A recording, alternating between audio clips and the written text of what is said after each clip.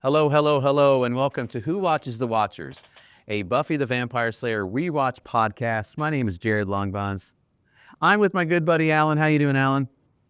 I'm doing fantastic. It's so good to see you. We've had a couple weeks off, and so it's great to get back in the saddle. It is, and I always look forward to these days because that means the night before I get to watch Buffy, and it means on these days I get to talk about it with you. So I was looking forward to this all week. That's right. Me too, man. Yeah, today we got the episode from season 2. This is episode number what, 5? I believe so. Yep. And it's called Reptile Boy, which originally aired October the 13th, 1997. I will say I did note that there was some sort of religious language in there in this episode about and the 10th day of the 10th month. And I thought, oh, are they referencing the date, trying to land the episode near the date of the airing? And sure enough, they were only 3 days off. So that's, I guess that's a fun tidbit for those who really care about details. Anywho. Nice. Do you like this episode? I mean, this is one that I think I reference a lot because it's got some of the most fantastic lines, and it's got some of the beginnings of Xander kind of coming into his own and all that kind of stuff. Okay, yeah, I like it too. I like it because they try to break, I think, with a little bit of their normal milieu. They brought in a nearby college and a fraternity and some different age groups to try to kind of, I think, not to try to break out of the norm, but to highlight another aspect of adolescent life. And so I thought it was kind of a little bit refreshing and unique. So why don't we go ahead and dive in with kind of our summary and analysis. Why don't you start us off? Where do we begin this episode? We begin in a sleepover with the gang. Which is, in high school, I never was allowed to have sleepovers with girls and boys mixed. I have to say, Xander fell into the pie, as they would say. Yes. Yeah, I guess, if you think that's a lucky thing. But they're watching some weird things on TV, aren't they? Yeah. I don't remember what they're watching. Tell me what it is. I think it's some Bollywood. Oh, right. It's something in Hindi. It's singing, and there might be sex and nudity because Xander references that later. But he's like, why is she singing? Well, she's dying. Yeah, so why is she singing? It was just that. Yeah, right, sure. But they're entranced by it. They're like eating popcorn, and they're just like, what are we watching? I certainly had those moments as a teen, finding something truly strange, and just out of its oddity and strangeness, its uncanny nature, I just was entranced. One of them was this terrible kung fu film. It's a cult classic called Crippled Masters.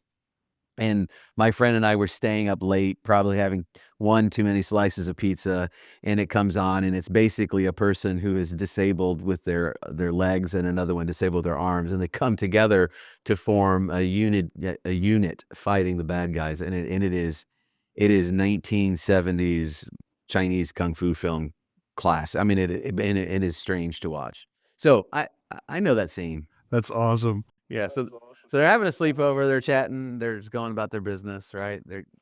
Well, she sets up at least this episode by giving us the exposition that there's been a lack of activity, and so she's kind of in a lull, got a little downtime, and she's interested in the respite, right? This is one of those tropes that I was talking about with Buffy in a previous episode of our show, is that they do a thing where whatever the line of dialogue is in the previous scene, the next scene is a visual contradiction.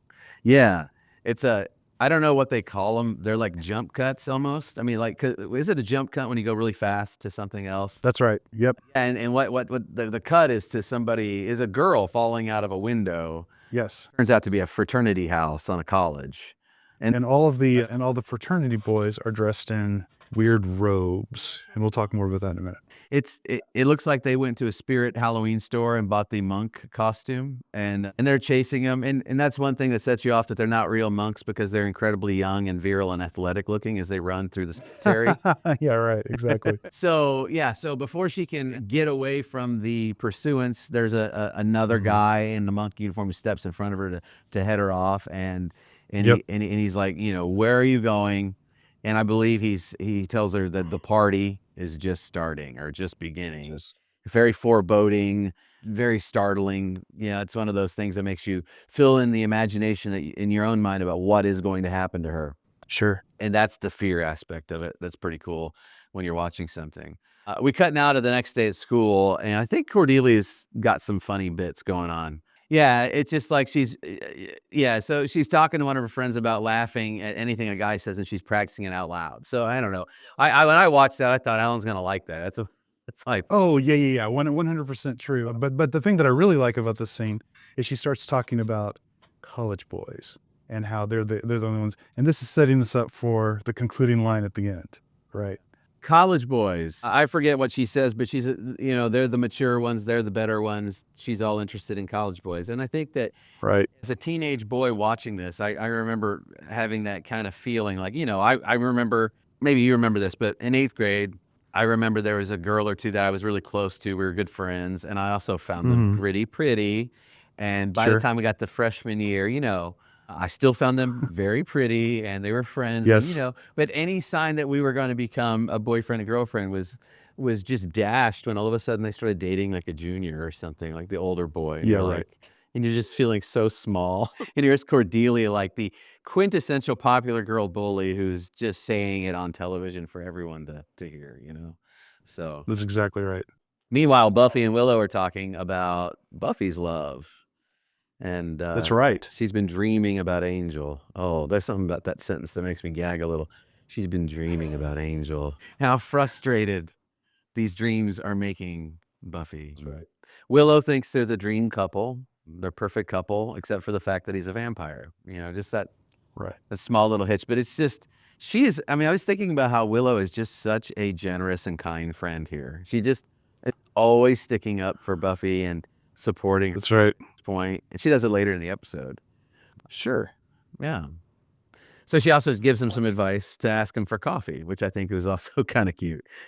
Ask Angel the vampire for coffee. Yes, yes, it is very cute, and I think that there's also a little bit of, especially after last episode, I think that Willow's going through a thing where she's trying to live vicariously through Buffy a little bit, because I think that she has determined that she's going to be alone, and so I think that there's a little bit of her trying to sort of ride the coattails of Buffy and have her romantic feels through Buffy. That makes a lot of sense. And so she says, hey, go get coffee. It's like a low commitment sort of date. And in other parts of the scene, there's Cordelia rubbing it in Xander's face that she's going to go on a date with a college guy. They're more Yes, sophisticated, and he's a Delta Zeta Kappa fraternity guy. that's exactly Um, right. they pull up in this scene, right? The college guys and like some They convertibles. do. Yeah. I noticed that the guy driving, who sort of presents as the alpha leader, has got longer hair. He has got a thick head of hair. And while he's driving, there is a more sheepish seeming boy or young man riding shotgun, and he notices Buffy sitting on kind of a rail, kind of a stair step rail or whatever. And his eyes are now on her. So you got the one guy who appears to be the leader and the alpha who's with Cordelia. The other guy's eyeing Buffy, wants to invite them out to a party. That's right. And meanwhile, in the subtext background of all this, is Giles is being pretty, I don't know, kind of dictatorial about Buffy training harder, focusing more, dialing in, making sure she takes her calling seriously. What will you do if a vampire comes up behind you and does this? And of course, when he does this, trying to surprise her, she like easily grabs him and just flips him over her back, and there isn't anything to it. And she just looks painfully bored or put upon this entire scene with Giles. Yeah, I mean that's a training scene, but do you remember later on when he's like when she doesn't show or doesn't show on time, and he kind of imagines that he is fighting and with the sword around the library, and then the gang walks in and catches him doing it, and he's embarrassed. Yes, Yeah, yes. there's some fun, embarrassing Josh moments with his Harris speed and his sweater vest, but yeah, I think I might have mentioned this before, but I heard an interview with Anthony Stewart Head one time where he said that in a lot of these talkie-talkie scenes, the air conditioner in the warehouse didn't work well. And so if he was only being shot from the waist up, he was always wearing shorts. that's pretty cool. I'm imagining all of these scenes with him fighting, and they're only showing him from the waist up or whatever, where he's just only half dressed, I don't know if I'll ever imagine those scenes ever the same again. I'll probably just imagine Bermuda shorts with Yeah, right, exactly. British legs.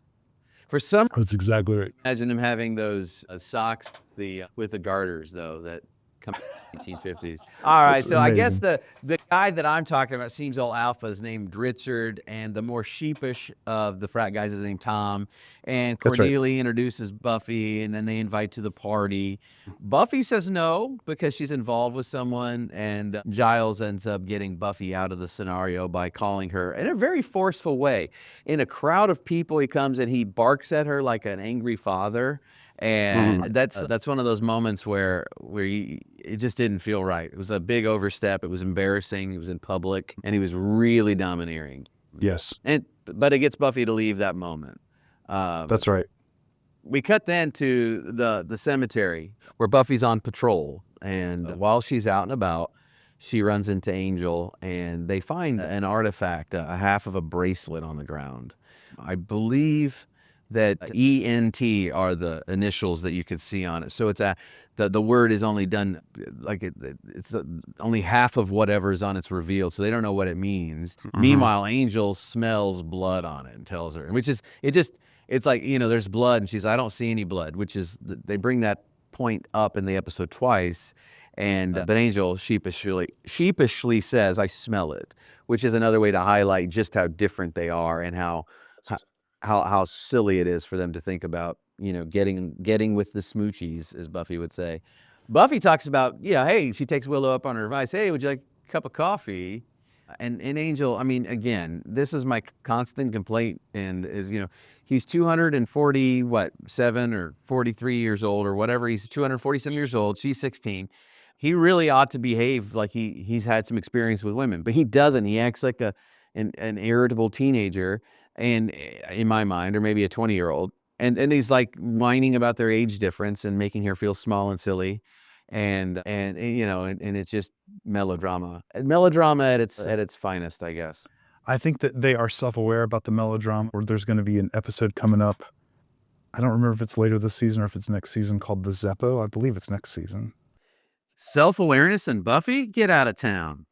And so the whole like how melodramatic they are and how ridiculous these scenes are between Buffy and Angel are going to come into play at that point.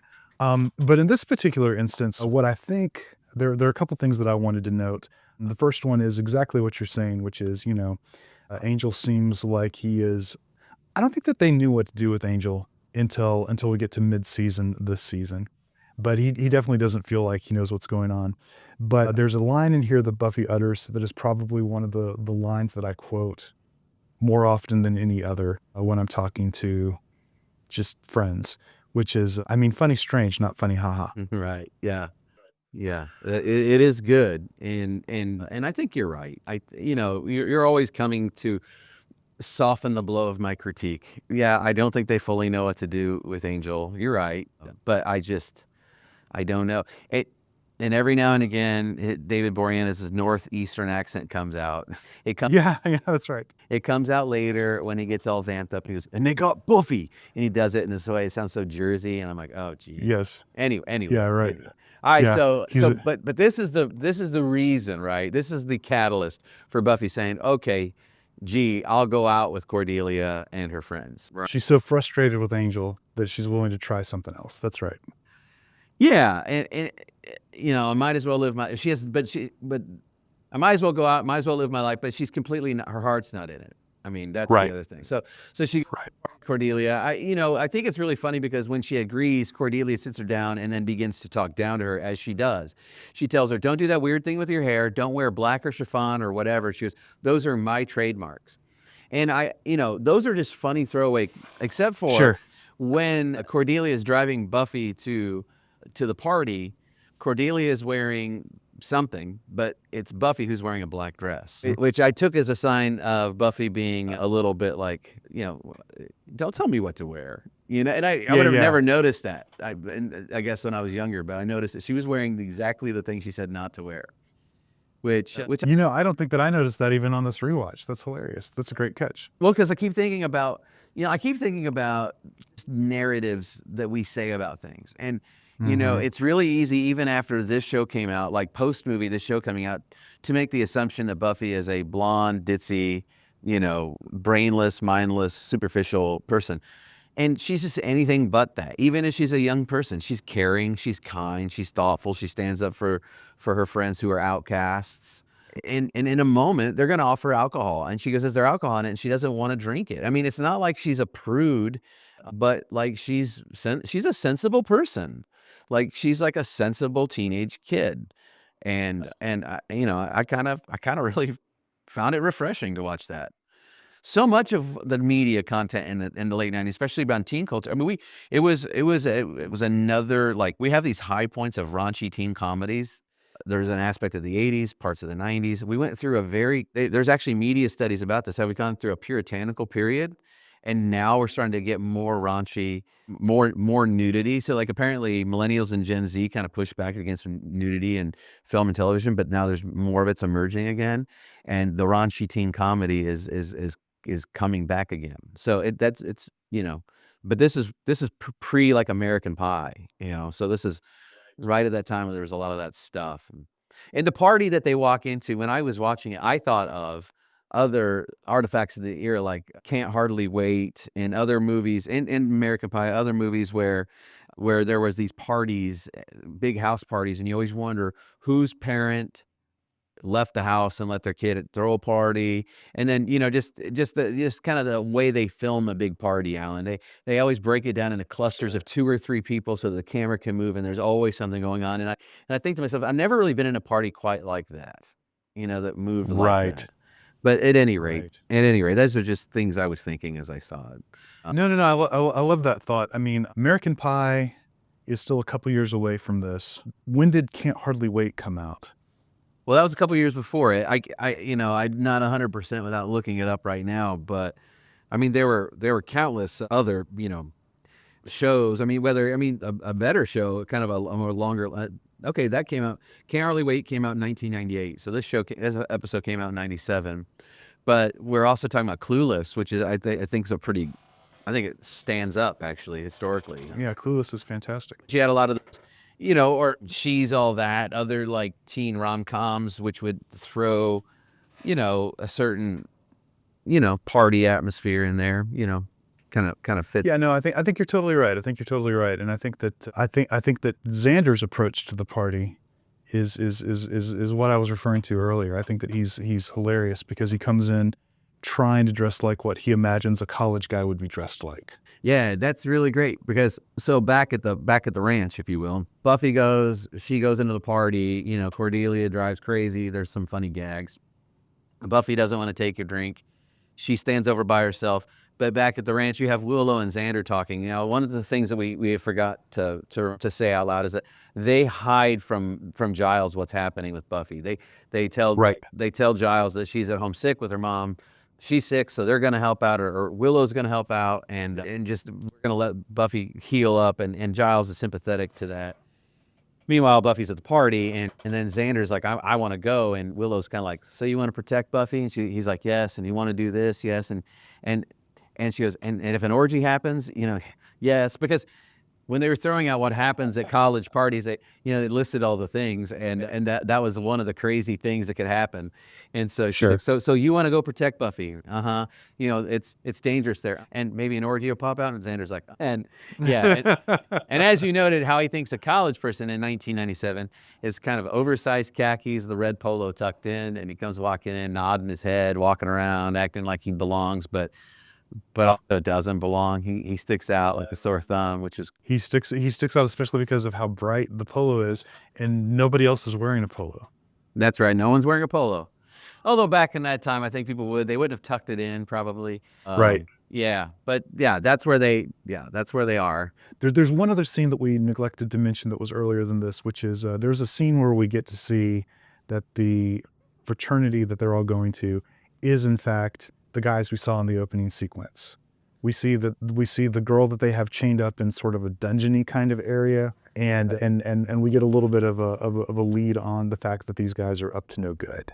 Right. Yeah, you're right. And so the drink then the drink that they already introduced you kind of assume is probably drugged, which date rape, drugs, just spiking people's drinks was huge then. I mean, as it continued to be. But this is interesting. I think the metaphor that they're playing with here, obviously, is how fraternities are, can be sort of cultish. because quite clearly that's what this is. This is the fraternity is there, it's real, but it's sort of a front for a deeper mystical cult. Fraternities have had an interesting history over their like long tenure.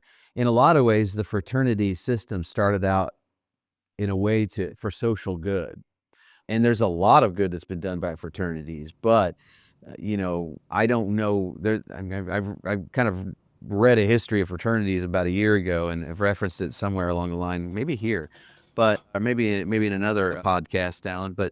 But there's this long trajectory of fraternities, and I'm not sure where, but there is a place where there's a spike in increase in activity that we've come to negatively associate them with, whether it's binge drinking, partying, and a lot of promiscuity and hazing and all those kinds of things. Were you ever in a fraternity, Jarrod? No, I went to, the kind of school that didn't have one. So I went to a small Christian liberal arts school. I lived in a dorm in a place that was the most kind of fraternity-like community on campus, but it did not have the Greek life.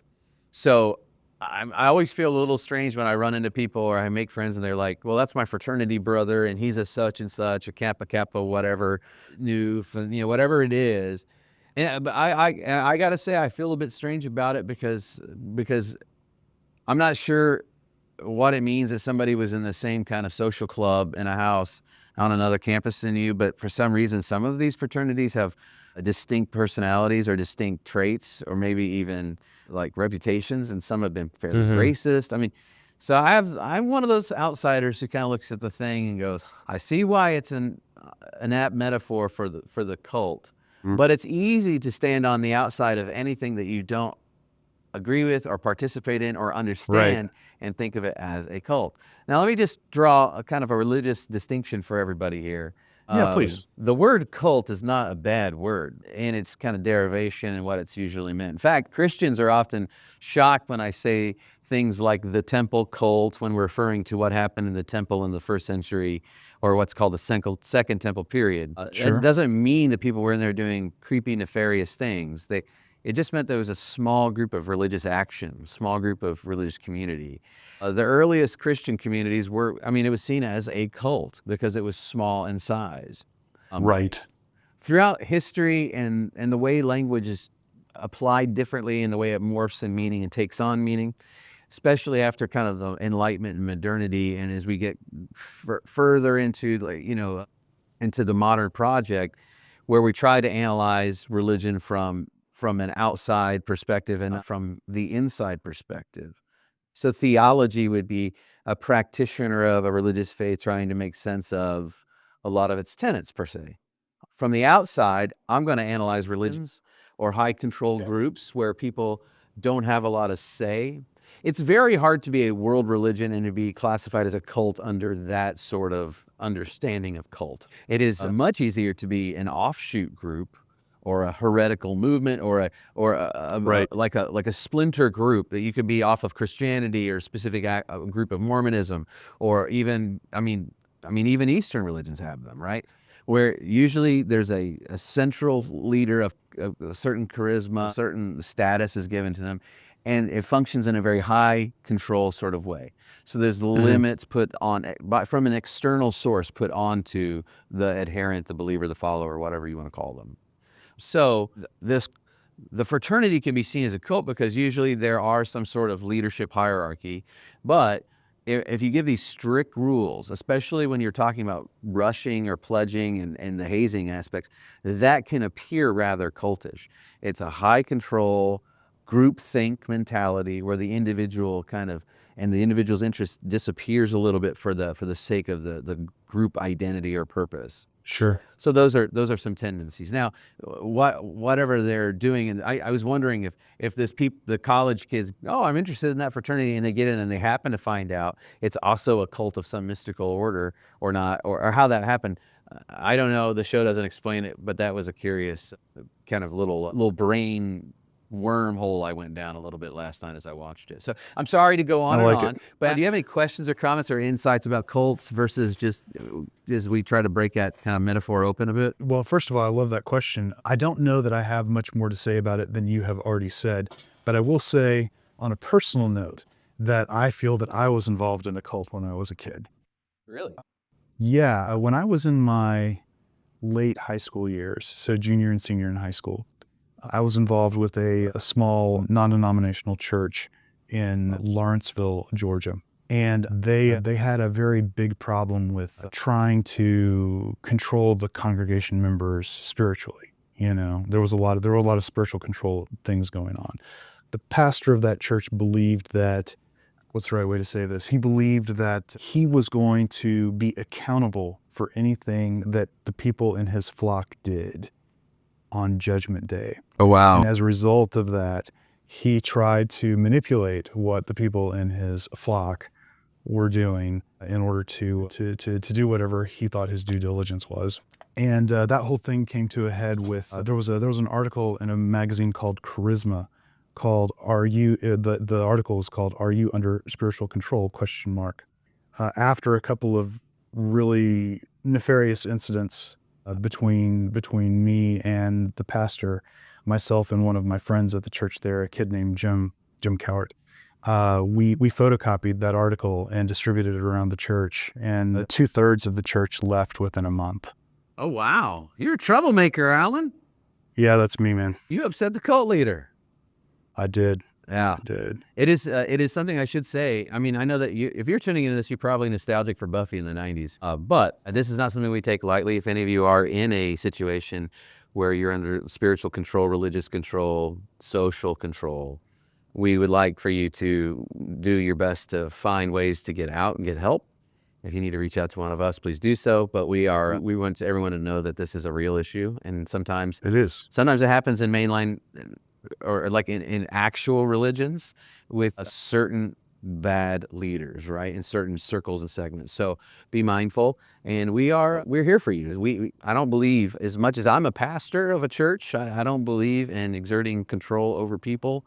I let people experience their faith and grow. The leadership is not control. Anyway. Let's dive back into this thing, because what we have is, like you said, we have one young woman who's tied up in the under layer of this frat house, which it does That's look right. the frat house looks like a big Victorian castle kind of, I mean, it's got that look to it. Back at the ranch, they discern this is Giles and Willow, and they discern that the ENT is the bracelet that had the little hint of blood on it, that it was from Kent Preparatory School, which happens to just be outside of Sunnydale. And so Willow does some internet sleuthing and discovers that this kid had been missing from, this young woman had been missing from there around the same time as, I don't know, whenever this bracelet would have been, so on and so forth. And that there's also kind of a history over time, periodically, of young women going missing. So you start to put together all the pieces that this mystical fraternity / cult is abducting young women for a purpose, a very terrible and evil purpose. And that's where Cordelia is, and that's where Buffy is, and so happened to be Xander, who does not ever see Buffy at the party, even though at this time Buffy's alone, sulking by herself, and Cordelia goes off with Richard. Right. And so then the two things that happen at the party that are both amusing and plot devices are Xander gets recognized as an other in the room, and one of the frat guys who is clearly blitzed out of his mind decides it's time for Xander to put on a brassiere and a wig and dance. Yeah, you just sounded like you're from the 90s. Blitzed out of his mind. Blitzed out of his and a mind. brassiere. That's right. Yeah. So And a yeah, that's brassiere. what they do. They put lipstick on his face. They put the wig on. Yeah, it's all silly, and it's a way to make Xander the laughing stock again. Hey, there's a party in my eye, and everybody's invited. Party in my eye socket. I got the funny syphilis. There's just things that he says. The things that happen to him through this show are always the funnest. And the other plot device we can reference when Buffy gets frustrated, so she's like, "What the heck? I'm going to go ahead and drink the alcohol." That's exactly right. That's exactly right. She drinks an alcohol that's clearly been spiked, and even though she's got Slayer powers, she can be drugged. And she started walking away. And I will say that when I watched this, I know that she finds herself into the upstairs into some bedroom, and she goes, "Oh, nice bed," and she crawls on the bed. And as I watched it, sexual assault is no more true today than it was then, right? But I think No we are less true. Yeah. realizing just how pervasive sexual assault is more and more and more. So it made me feel sick to my stomach watching it. I have 2 daughters, and the statistics say that 1 out of Yeah. every 4 girls will be sexually assaulted in their Yeah. lives, which is it is a horrific thing for a father to read. It's a horrific thing for a woman Sure. to face in life, and so again, just pointing out a real social issue that just makes me sometimes very much ashamed to be a man. But Yeah, no doubt. You know, there's another show that I think has actually got greenlit as a result of the success of Buffy called Veronica Mars. And the central plot device for it is whatever happened with Veronica in terms of sexual assault.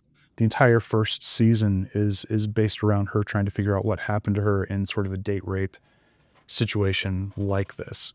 So yeah, I think that, on one hand, I think that that is a valid thing to be exploring and trying to figure out. On the other hand, so I do a lot of comic book work, and around this time in history, maybe a little bit later, I guess maybe a decade later than this, rape became a little bit of a plot device that got overused in comic book, in like the big 2 comic books, DC and Marvel Comics. And the authors who had anything to do with those, rapey books or whatever, got canceled in comics somewhere about a decade ago from now. So there was a period of time of about 4 or 5 years where that was kind of a serious plot device, and I think that it's kind of a no-no in a lot of pop culture, or at least it was a decade ago. To your point, I wonder if some of the things that you're talking about that go in cycles, I wonder if that was when that particular idea was going out of vogue. I don't know. nah, I don't either. I will say that it is something we pointed out, like when we first started, is that there are allegations around Joss Whedon, and though we appreciate his storytelling, we did not support, his alleged treatment of women. Yeah, no doubt. And on that same note, we're recording this on November 14th of 24. Yesterday, a big article came out about Elijah Dushku. Did you see that? Nope. She's the girl who plays. She's on Dollhouse too. She's the other Slayer, Faith. Yeah, Yeah. right. Though. She retired from acting 10 years ago because of whatever kind of sexual misconduct was happening on the set of the CBS show she was doing at that time, which I don't know the show. I want to say it was called Butch or something like that. Bull. I don't know. Yeah. So I think that it sounds like there's I guess just a lot of that going on, and I was going to say in Hollywood, but I guess everywhere, which is horrible. It is. Well, let's try to. Okay. Yeah. Lightening the mood. I will say that about this time in the show, Willow is confronting Giles and Angel and trying to get help for Buffy or whatever, but doesn't want to tell them that she's at the party. And eventually it comes out, and she has this great great monologue where she basically says, "You never let her have any fun," to Giles, and then to Angel she says something like, and she only went because you blew her off." What's the line she says? It's something like, "You're gonna live forever and you don't have time for coffee." Yeah, you're gonna live forever. You don't have a time for a cup of coffee. She rips some new ones, and they both are standing there with their mouths wide open. And this little teen girl just rips this grown man and this 240-some-year-old vampire apart. And then she walks away. She goes, and I don't even feel better after yelling at you. And she said, "I don't have any time for this. Let's go." And they rush off to save him. Yeah, you're right. That's probably the best part of the whole episode, to be honest. Yeah. It's most satisfying anyway. Totally agreed. Now back at the party, like Buffy is, she's drawn. Well, she's knocked out. She's on the bed, and I will note this that the hairy alpha-looking guy Richard, the guy who seems like he's the big bad, he comes in there and he starts kind of touching Buffy on the leg, and then you hear the more meek and mild Tom, I think his name's Tom, the guy who eyed Buffy, say, "Don't touch her, pervert." If there's one last note of possible hope for this guy, that maybe he's the one gentleman of the lot, he then says, "Don't you know that's for the will of the one we serve?" And then you realize that Tom, the meek and mild one, has been the alpha the whole time. He's the brain. He's the brains behind the thing. And then Richard, the very full, thick haired Richards goes, oh yeah, I forgot, kind of. They're there to do something more religious and mystical in nature. And then we get the three women, the one from Kent Preparatory School, Cordelia and Buffy, are now all trapped downstairs under the Victorian frat house. They're chained up. There's some chanting going on, some faux religious language. There's even a nod toward, I believe, some of the vows made to become a mason in a Masonic temple, where the sword is symbolically touching your chest. Right. There's going to be an etching in some skin. It's stuff that's happening. Meanwhile, this is the time when the frat guys upstairs are getting tired of Xander, and they're just going to kick him on out, and they do basically kick him out half naked. And that's all what's going on. And as he is leaving, he does notice that there's a car with a license plate that says Queen C on it, which is Cordelia. So he knows that Cordelia and Buffy are still there. He's never seen them, so he goes back. And good for him. He's as chivalrous as men come in the Buffyverse, I think. Well, Giles, but as a teen boy goes, and so he goes back in. And about this time, we have Willow, Giles, and Angel show up, right? And they run into somebody who looks like they're one of these collegiate monk types. And once they approach, they find out that actually it's Xander. He found one of these robes, and he's wearing, because he's naked otherwise. And and then he tells them what's going on, and that's when we see Angel get all vamped out. He goes, they got Buffy, and then That's right. And Xander, who didn't want to deal with Angel, he's like, oh, he smells blood, disgusting. Oh, he's a vampire. Why are we dealing with a vampire? Now he's like, oh, he's a good guy to bring with us.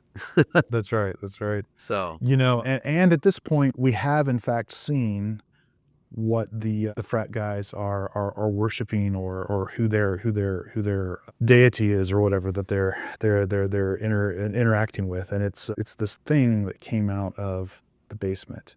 Yeah, and it is in fact the thing that the episode's named after. It is a reptile thing that came out of some cavern beneath us. And the one note that I wanted to make in terms of the cinematography about this episode is that there's almost nothing interesting going on cinematography wise. Like, it's very by the book. We're doing really straightforward kinds of shots throughout the entire thing until Reptile Boy comes out of that thing. And there's this great shot where, even though Buffy is chained up and she's against the wall, they have positioned a camera behind her so that her head and arm frame the reptile thing when we get our first really good look at him. And it's they're clearly thinking hard about the cinematography once we get to special effects shots here. So it's behind her, but through her arms in the chains. Yeah. There's you can see the edge of her, head, and you can see her arm. And Reptile Boy is here in between the two things. That's awesome. Good catch. I was actually thinking about a few of the cuts in the shots that they probably tried to use strategically, because it's, I think, hard to show this monster, right? The torso is like a humanoid torso that's reptilian in a head on top of a very long, tall, like, tail thing, because it's just the end of a large, like, reptile snake thing. Right. And so, how do you make that move around in real life, real time? It's probably pretty tough. But yeah, so they're going to present the three to the reptile king, god, whatever, or maybe it's just a big bad monster, and they decide to worship it because that's what people do, I guess.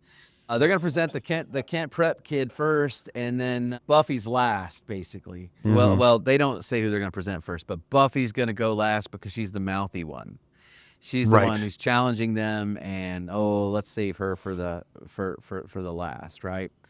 So meanwhile, I know we have some really interesting moments through the house. Giles and Xander and Angel are fighting off frat guys. I really do like Angel's just backhand, like, really snappy hits and punches, just knocking people out left and right, because he is the strong vampire, but this very, like, driven by love guy he's going to go after for his woman. He needs to save her. Meanwhile, Xander is on the back of somebody, just hitting and talking and being snarky the whole time.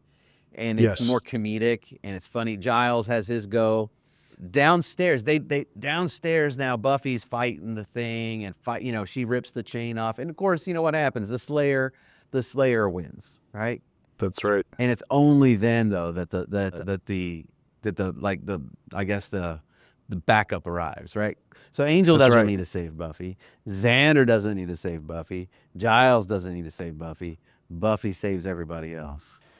I think that that's the strongest trope of this show, by the way. Buffy is generally not saved by anybody else. And I think that that's on purpose to make sure that it's clear. When she is, it's more meaningful, I think. Or, Right. Sure. But what happens, I set that up to say Buffy saves everybody. When the backup arrives, Cordelia's like, you saved us. And she right past Buffy to Angel. That's right. And hugs him. Oh, thank you. That's oh, right. Thank you. That's right. And she's like, why am I hanging out with you people? Well, the worst things happen around you, right? That's right. So, right. Yeah. Completely ignoring the fact that she's the one who probably caused the situation by wanting to go out with college guys. She doesn't just ignore it. She blames Buffy. She goes, why did I let you convince me to come anyway? Like, yeah. That's right. I was like, has she been listening into my life? Like, I feel like people do that all the time. Like, yes. This is your idea. Don't blame me. But yeah, no doubt. All right, so they win. Let's see here. Giles is. And there's a nice moment between Giles and Buffy where Giles tries to apologize. Yes, he tries to apologize. Not exactly happy that she lied, but gotta take it a little easier on you from now on. And then they all gather back at the Bronze. That's right. She's now advocating. Now Cordelia is totally into high school guys. She's now advocating younger men. That's right. Xander's got a newspaper, and he says that Delta Zeta Kappas have been sentenced to life and all that, and there's bodies of past victims. This is dark stuff. It goes back 50 years. There's a tradition. These fraternities love their traditions. They got their own. That's right. Yeah. So the young man Cordelia is advocating is Jonathan. Yes. Is that now? Okay. Is that his first time in the show? I was going to ask you. I think it might be. It's the first time I've noticed him for sure. Yeah, I think it's the first time I've noticed him, but sometimes that little guy gets in the background of things. So yeah, he'll be throughout the whole show, but she's not really into him. No. She's just using him to deliver her drinks. Yeah, that's right. So yeah, that's where we leave it. And so lesson learned for a moment, I guess, about dating older men, but that's not really the lesson. Yeah, so I thought this was a pretty good one. Yeah. And you say that you don't have any ratings information on this one. I don't. Yeah, because so for those of you who listen, just to follow, I often pull up the Wikipedia just to follow, make sure I'm getting my timeline right, and then there's always these ratings bits. But this episode does not have an entry there, so I don't. That's okay. I mean, this is one that I think gets referenced a lot because of, I don't know why it gets referenced a lot. Because now that I'm really thinking about it, I don't guess there's anything it doesn't have much to do with greater mythology. The best thing about it, like you pointed out, is that one great Willow monologue. And I always think that the Xander wackiness is entertaining. But now that I'm really thinking about it, I guess that's there more than anything to pad out the episode and make sure they have enough time, right? I guess there's some continuity things on this Buffy fandom wiki, and it tells us that there's a bunch of different ones. They're so small, but one that pops up to me that is interesting is in the Bizarro World episode of The Wish. If you remember the Wish episode, Cordelia teases Xander by saying you could belong to a fraternity of rich and powerful men in the Bizarro World, because the main guy that she's going after, Richard Anderson, is of Anderson Cosmetics, Anderson Jets, Anderson this, Anderson that. So she's plotting out her financial future. Yeah. So I think from the perspective of the story, I think if it's raising any alarm for the viewer, it really is. It really is. I don't know how to put what I'm trying to say. I think that there's an alarm when you watch this show. I think it's really is calling attention to what can happen between young people at parties, right? Like I think there is a strong concern about how we treat one another, and people who are poorly. I don't know. They have bad intentions, right? There's a book that came out a number of years ago that I find fascinating called Guyland, and it's a psychologist or a sociologist. I don't have it all referenced in front of me to share, but it does do Okay. research. It does do research into like the world of the post-adolescent young male. And it's a book that's along the genre of thinking about delayed adolescence, but this Mm. world of being an adult but still living between full adult life and youth life that we see in college and fraternities. She calls it Guyland. There's reflection in it about pornography addiction and sexuality and consumption and all kinds of stuff. Mhm. I mean, I think that there's a real concern when we have people living at this stage of life, the group dynamic, young men getting Mm. together with certain ideals and hopes and expectations. Everyone needs to protect themselves, I would say. Also, True. though, on the thing that I don't know if the show is directly saying, but I think there's a great concern there for being in high control groups of all kinds, whether it's religious or non-religious. Sure. The high control group thing is of great concern, and it tends to. There's a way in which people have okay, so Alan, I'm trying to say something and I'm struggling. Every person has the capacity for good and for evil. Yes. Everybody, even good people, have the capacity for evil. And hmm we've talked before and elsewhere about this theorist Rene Girard and something he talked a lot about called mimetic desire. Mimetic Yep. comes from the Greek mimesis, which means imitation. And there's a way in which we imitate each other. That's keeping up with the Joneses, it's fads and hmm trends and all that. But in crowds, when we get angry and we become mob in our mentality, we can actually work ourselves up into a fever pitch where we begin to do things we wouldn't otherwise do. Right. This is a thing, and it's sort of terrifying. But there's also this reality in us that we're capable of getting involved ideologically and habitually with groups of people with belief wrapped into practice, wrapped into identity, wrapped into purpose, and all these things going together where we can really go from being a person with a certain kind of moral and value in life and then find ourselves doing things that we would have never imagined before. Sure. It usually doesn't happen overnight. It's usually insidious. It creeps in over time.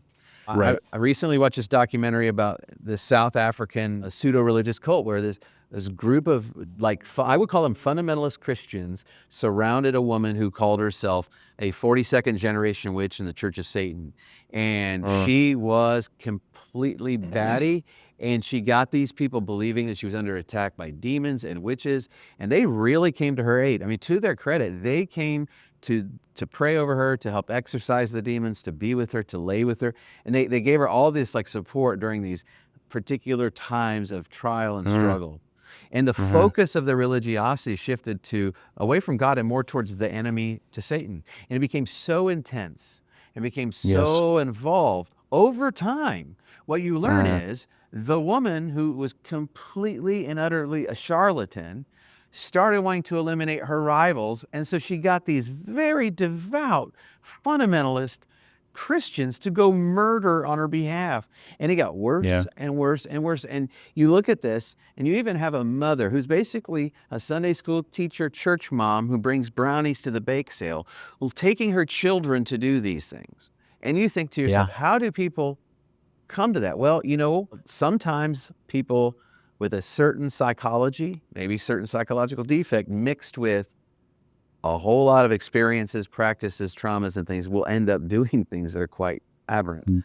And I'm not saying that's what fraternities are or religions or something, but I am saying that's a big alarm. Anyway, so. Well, I do think that that's part of what this episode's trying to address, and I think that but fundamentally, I think what the big thing that the episode's trying to address is this idea of, reflecting the high school life, where you're a high school girl, and college boys want to take you out, and if they want to, and in this particular situation, they're making that the absolute worst case scenario possible, and I think that is hilarious because that is the Buffy thing, Yes. And even though there's all kinds of nefariousness and terrible stuff that we have talked about related to this episode, I think in the grand scheme of things, they were really just trying to think, okay, what's the worst case scenario for Buffy going out with a college boy? Yeah, sure.